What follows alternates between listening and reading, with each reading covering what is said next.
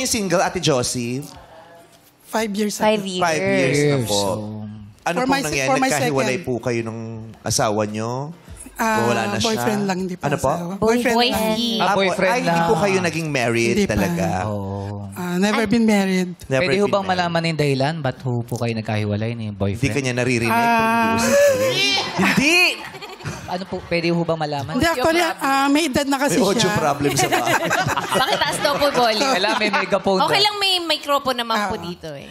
Actually, may edad na siya. So, nung time na magkakaroon ng declaration ng lockdown, remember nung March 2020, gusto niya ma-lockdown sa akin. Oo, tama. Gusto kayo magsama? Sa bahay ko, Sama sa kayo bahay. together.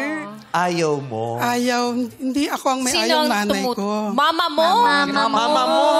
Mahigpit pa yung mama mo. 61 ka, Josie. Oo eh. Josie, 61 ka, Oo ha? eh. Ayaw 56 payagan. ka noon, 5 years ago. 5 years ago. 56. 56, Josie. Ayaw pa ng mama mo. Bakit po kayo ay payagan ni Pits ng mama? mama mo.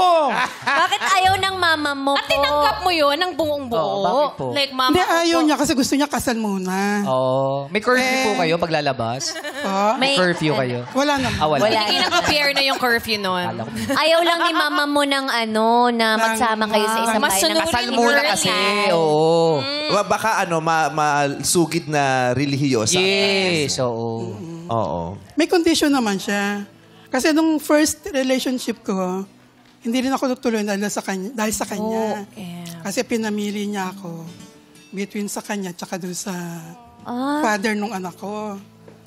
Ang ngayon, nung dito sa last, ang ano niya, nakita niya hindi ako naging masaya for so many years since nung first. Wag na po Kasi natin nga, takpan yung bibig, ha? Lalo pong mahirap. Oh. Mahirap. Dumidikit yung lipstick So, ko. bakit po...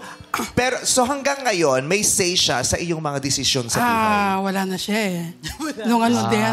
So wala. Nung pandemic, wala na. Sumalangit So, kaya na. nandito ako. Huwag niyo naman sabihin yes. Grabe din kayo dyan eh. Sabi, yes, wala na siya. Wala nang daot. Sabi, okray din kayo eh. Sumalangit na wa mama. Sumalangit naman. So ngayon malayang-malaya ka na talaga. Siguro.